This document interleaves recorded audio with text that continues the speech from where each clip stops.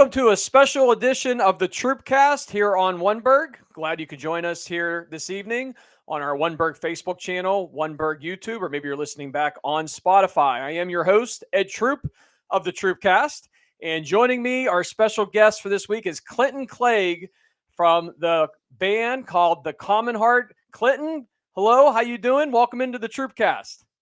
Hello. Thank you so much for having me, Ed. Appreciate it. Happy to be here. Clinton's local band, we're going to talk about it, the Commonheart, great local band, and they have a big show coming up this Saturday, December 21st at Mr. Small's Theater in Millvale. The show is celebrating their 10th year together as a band. The doors open at 7 o'clock. Show will be 8 o'clock or after, and the opening act will be Melinda and the Night Sky. And they're also collaborating with the Women Who Rock to raise funds for the Magee Women's Research Institute, and they'll also be having a silent auction there as well with some great items, including a Gibson acoustic guitar and also an autographed jersey from Penguins player Chris Letang. Clinton, let's start with this. Before you talk about the show, why don't we talk a little bit about the band, the Commonheart, the type of music you guys play? I have an opinion, but I'll save it. We'll get your insight first. Tell us a little bit about the band, how it started, and obviously the type of music you guys play. Yeah, so we started back in 2014, and we really wanted to kind of hone in on a genre that, spoke to us as kids and something we wanted to keep alive, which is, I like to kind of call it a rock and roll with a real kind of soul, a real soul influence over it, some gospel influence, some different influence, but kind of just that retro rock feel. With like that traditional rock singer, raspy vocal, and kind of but then also be large as a band, as a unit, and add a big horn section and background singers, and just kind of bring back that sound and tone that hasn't been a huge part of popular music in the past decade, but just kind of representing the old school in a way, if you will. But yeah, I tend, when I get the genre question, I typically lean towards saying at our heart, we're a rock and roll band, but with a lot of soul and gospel influence. Yeah, I was listening to you guys a little bit yesterday on Spotify, and man, you guys rock hard, man. It's really cool. You got a lot of horns, a lot of different types of instruments going on, and dude, your voice, man, very very deep and soulful. You want to talk about soul, man? You got that voice going on, very very deep. I appreciate it. Thank you. I don't know where it came from. Maybe, yeah, I don't know, but I was drawn to singers like that at an early age, and just kind of saw, I actually started as a rap artist, if you can believe it. Oh wow.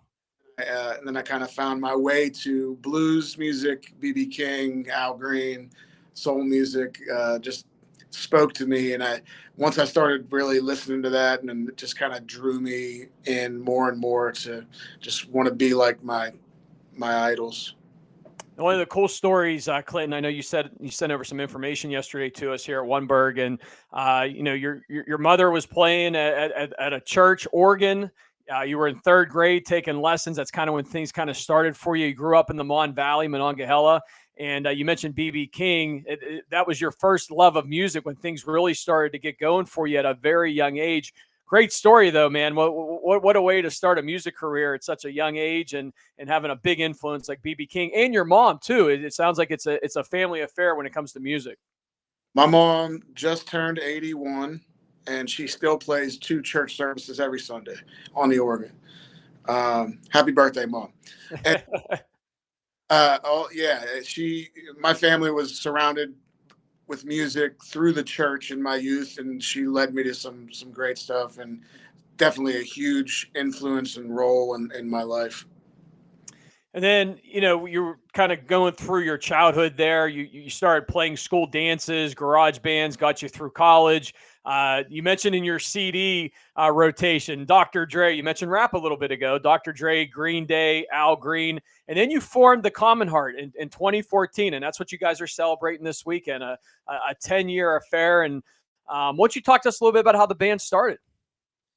Yeah, in 2014, me and my close friend, Sean McGregor, we were in some bands together, but we they were kind of coming to a close, and we decided that we wanted to get very genre specific with what we wanted to do. We really wanted to, kind of knew I had this raspy vocal thing, and we all love, we all both loved Otis Redding and Joe Cocker and all these kind of sounds from the 60s and 70s that were a bit absent. We're making a resurgence from some other great acts like St. Paul and the Broken Bones and different acts like that today. But, that was just something that made us feel really good to play, and we wanted to pursue it. So we put the band together, put some songs together, booked our first show, and it just kind of grew from there progressively through the years. It started with 5. It quickly got to 10. At one point, it was 12 members I'm speaking of. And then, right. And then this Saturday, there'll be 11 of us on stage. But I was always super fascinated through all our years with large ensembles. I just thought they were the coolest. And yeah, it pays a little less, but just the cool factor and the sound and the tones that you can get from such a large ensemble was something that always appealed to me. And yeah, just built it through the years, and got a really solid reputation here in Pittsburgh as it is our home. And we had some great shows here and support here through all those years. And then in around 2016, we had a little bit of national success. We got to play on CBS This Morning, and we got to tour the country a little bit, and we got to play with some great acts like Los Lobos and JJ Gray and Mofro, and just go out and support some amazing talent and see the country as a young band. And yeah, it's been a wild 10 years, a lot of stories, and a lot of great things, hopefully, to come as well. We're celebrating 10, but this, looking to the future as well. Clinton, talk about the local music scene here in Pittsburgh. It's very unique. A lot of great, really good local bands. And, we can go through the Donnie Iris names of the world and the Clarks and, a bunch of other ones as well. And you guys obviously in that conversation as well here the last 10 years. And again, I encourage everyone to check out the Commonheart, look them up on Spotify, look them up online. We're going to post their links to a couple music videos as well down in our comments section here on Oneberg.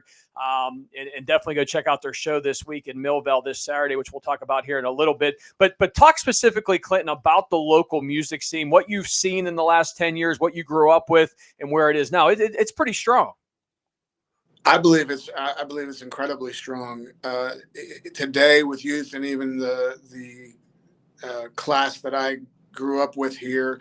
When I first came to live in Pittsburgh, I started, I was in like 2010, 2011. I lived in the South Side. I went to Club Cafe's open mic. It's where I met some of my favorite artists still to this day, my peers, and, people like Chet Vincent and Paul Luke, Andre Costello, Morgan Arena, people from that kind of class. We all kind of dwelled at this open mic in the South Side at Club Cafe, and would, just be together every Monday, playing new songs, playing old songs, learning about writing, collaborating on writing. And, then when we were looking up, we saw people like the Clarks and Donnie Iris and, Billy Price, especially. Yeah. Mentored me a lot through the years about, they were a part of a different class. They had already, achieved so much in Pittsburgh, and they were also welcoming and kind to bring us up and toss us opening dates or talk about music or talk, anything that would come. They were all just great leaders and mentors in that way. And then, we all started that open mic led to a lot of great bands in the city, and certainly led to the Commonheart. We're talking with Clinton Clegg from the Commonheart, the local band who will have their 10th anniversary show this upcoming Saturday, December 21st at Mr. Smells Theater in Millvale. Make sure you go and check them out there. Doors open at 7, 8 o'clock show with the opening act, Melinda and the Night Sky. And they're also collaborating with the women's Who Rock to raise funds for Magee Women's Research Institute. They'll be having a silent auction there, as well as some great items, including a Gibson acoustic guitar and an autographed jersey from the Penguins Chris Letang. Clinton, when I was reading through your notes, much like all the bands, much like everyone during COVID-19, you guys had a unique story there. You obviously were shut down just like everyone else, and had a lot of time on your hands. And reading through some of your bio, it seemed like that kind of motivated you to get the band back together and record some new music. And your new album, For the Work or Love, came out shortly after that in 2022, right? Yeah. Everybody's, that time for everybody was tough. With the time, I just tried to turn a negative into a positive and write music. And, I did a lot of that. Had the time. And, Right. when I got, as I had faith in and believed in, as things would come back, I wanted to be prepared. I wanted to have a piece of art that I was ready to share with the world and with the music community. And made For Work or Love just outside of that, and got it out in 22. Well received, produced by Steve Berlin from Los Lobos. They kind of took us under their wing. Great record we're really proud of. And it was a tricky time, man. We were right before that set in, we had a really large tour booked. We were starting to see some ticket sales in some other markets around the country, your Denvers, your Chicagos, your New Yorks, your Phillies, and our stock was rising. And then what that did to music venues and bands and all that kind of stuff, it's just a challenging to find our way back. But we are in music's, I feel like we all feel like we're back. And now it's time to make more music and get it out there to the world everywhere we can. So, it was a teaching time for me. It really taught me a lot. The writing was intensified by the surroundings, but I think now that that record's out, that time has passed. It's time to keep going and create more. That was my next question. Any new music in the works? Yeah. So another exciting note about the show is we're going to track it and video it in entirety, with the full intent to release an album with the live show. All the bands that I dug growing up, like, always had live records. Right. And I've never even thought about doing a live record. So going to do that. The show does have new material involved, so I'm excited about that. And then post that, I am working on album 4 in the studio as I sit here. I'm writing every day, and we'll probably anticipate that album in summer of 25. Right on, man. Very cool. Very cool. Yeah, live, nothing like live music. I know I'm a big live music fan. You and I were talking before we came on the air. I'm a big Dave Matthews Band fan, and listening to DMB live. I mean, I've seen him live over 20 times in my life, but to have the live records and the live albums to listen to, that's all I listen to when it comes to DMB. And you guys have a very similar sound with the big cast of characters in the band and all the different instruments and the keys and the horns and the different guitars. So it was real easy listening for me yesterday. I became an instant fan of your band, the Commonheart, yesterday. That was for sure. Clinton, this is usually a sports show. You and I were talking about that before we came on too. The Troopcast, 99.9% of the time, is usually a sports show. Occasionally, though, we do get some other guests for some other different areas, and you being one of them. But your band has a really cool tie-in with the Pittsburgh sports community. I want to bring up a few pictures here that you'd sent over, and that is not one of them. That's one of your videos, and we'll get to that in a second. But here are you guys. I'm going to take myself off.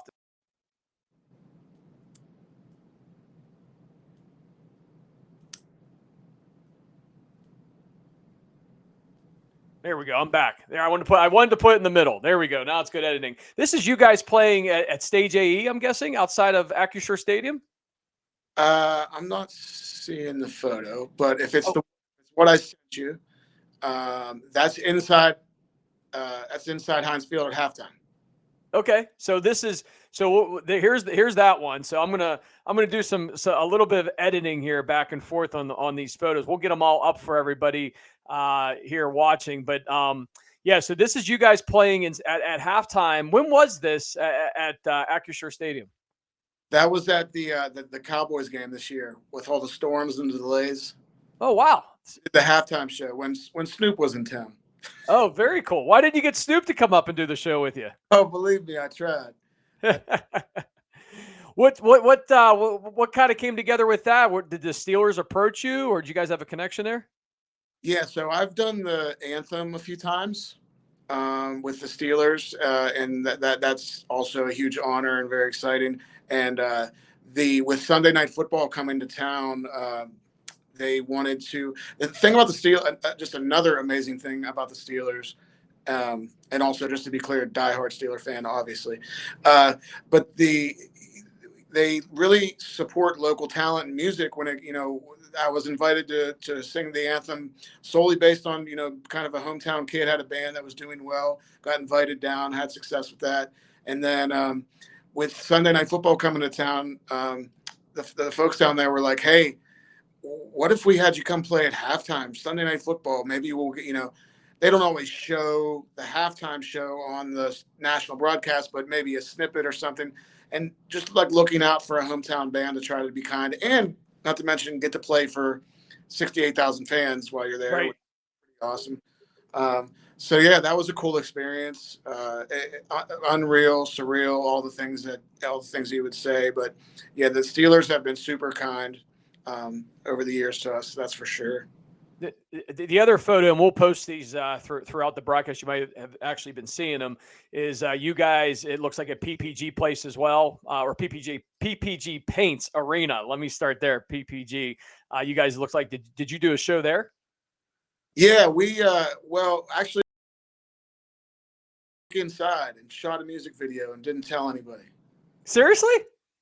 No, I'm kidding. Dude, I think you should roll with that. That'd be a tremendous story.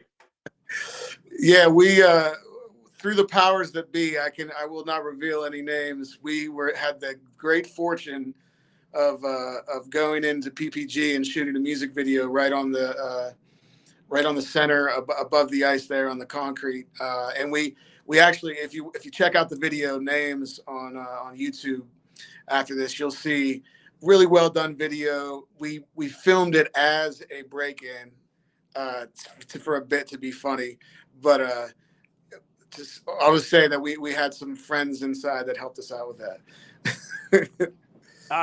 Clinton, I know you can't see it on your end, but we have the music video up right now, so people can see what you're referring to. And there you are. You're correct. There you guys are, right at center court. It looks like it's not set up as a basketball, but it's also not set up as a hockey. But it looks like the basketball setup there at PPG. But man, you guys are rocking on there, and we'll definitely post the links to your videos. If I remember correctly, the day we shot that, it was Paul McCartney the night before. Oh, very cool. They were in like concert setup mode, but yeah, it was like an afternoon thing, and we got to go in with some cameras, and it was a little bit of a pirate operation, but we made it happen. It was a lot of fun, and much love to the Penguins. They've been super kind to us, and in a lot of ways through the years. Awesome, man. Awesome. Well, we got to talk about the Friday Night Rocks broadcast on Sportsnet Pittsburgh for Pirate games in the spring and summer. It's something that's featured every Friday night. They have a local band, and the cool thing about the Commonheart is you guys were actually the first band to do that and be featured by the Pittsburgh Pirates in Sportsnet Pittsburgh on their Friday night broadcast. Yeah, it's crazy. Yeah, the Pirates have been awesome to us too. We're fortunate. I mean, we wear our fandom on our sleeve, and every sports club in this town has been kind of the Commonheart. There's no denying it. Pirates having us be a part of Friday Night Rocks was really cool. And at a very, that was in 2015, I want to say, and we're really helping us out, kind of get the word out. I didn't realize when I got on Friday Night Rocks that my face would be in every bar in Pittsburgh every Friday night. Really helped the band grow, and the name of the band, especially around town, grow, And people, my buddies from back home, just the text messages, hey, your dumb face is on the TV again. It's every Friday, man. Jeez, who are you paying down there? Uh, but it was just a really cool thing to be a part of, and it was a benefit to us. Yeah, I love the Pirates too. The other video we're throwing up on here for everybody to take a look at, Clinton, is the other video you sent over, Trying to Get Over. Another great song, another cool video here. This was shot in Pittsburgh as well. All over Pittsburgh, yeah. Our attempt to look cool. And we're watching it right now, and it's just starting out here on our screen. But how much goes into one of these music videos? I mean, this is not one of the things that I was blown away when you sent everything over yesterday was this is completely 125% professionally done. I mean, this is the type of stuff you would see Dr. Dre and Snoop do a video, or the Stones do a marketing video. Everything that you've sent over, including the videos we're watching right now, very well done and very professionally done. But how much work goes into this? A ton of work, but a lot of the stuff you're seeing is one man. His name's Bradley Adom. He's extremely talented. He'll also be shooting the show this Saturday. He's done all our music videos. He's extremely talented and just a wonderful artist. But as far as putting what we put together, this one you're seeing now, Trying to Get Over it, we were just trying to look like something out of a Tarantino movie or Reservoir Dogs or something, just trying to be creative and but also have fun. It's about having fun. And then we also always talk about wanting to celebrate Pittsburgh. Pittsburgh is such a wonderful, just a beautiful city, and has so many spaces to highlight and shine a light on. So we try to do that in our videos too. That's important to us. Well, mission accomplished, my friend. Very well done there, and you definitely have the Tarantino thing going on. So, in that music video, great stuff. And again, we're going to post those links to both of those videos here in our comments section below, and we'll also post a link to the show that Clinton and the Commonheart will be celebrating this upcoming Saturday, December 21st, Mr. Smalls Theater in Millvale. The show's celebrating their 10th year together as a band. A good side note is they're recording it live. It's going to be their first live album as well. So you'll have an opportunity to also purchase that or stream it later on at a later date there. The opening act, Melinda and the Night Sky, will take the stage around 8 o'clock. Doors open at 7 o'clock there in Millvale. And again, can't stress it enough. This is also a great event as they're collaborating with the Women Who Rock to raise funds for the Magee Women's Research Institute. And they'll do a silent auction there as well.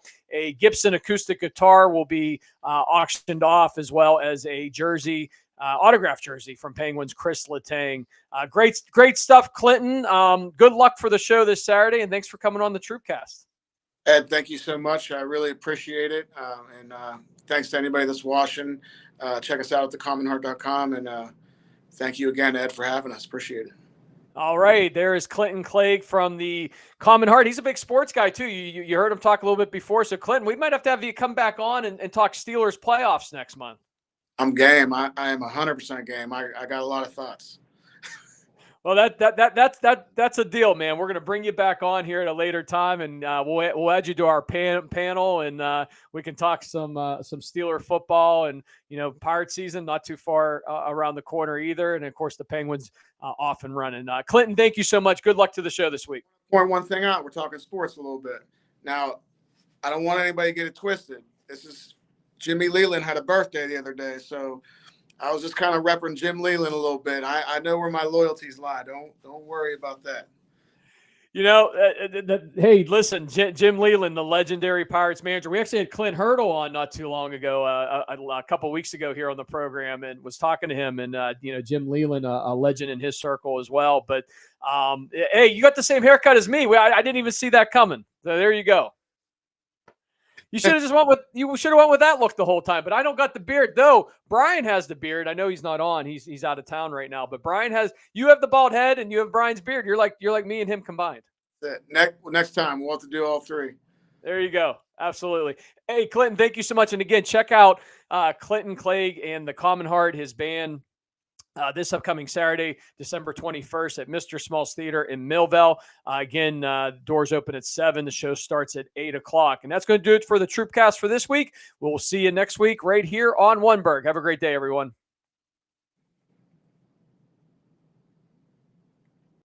10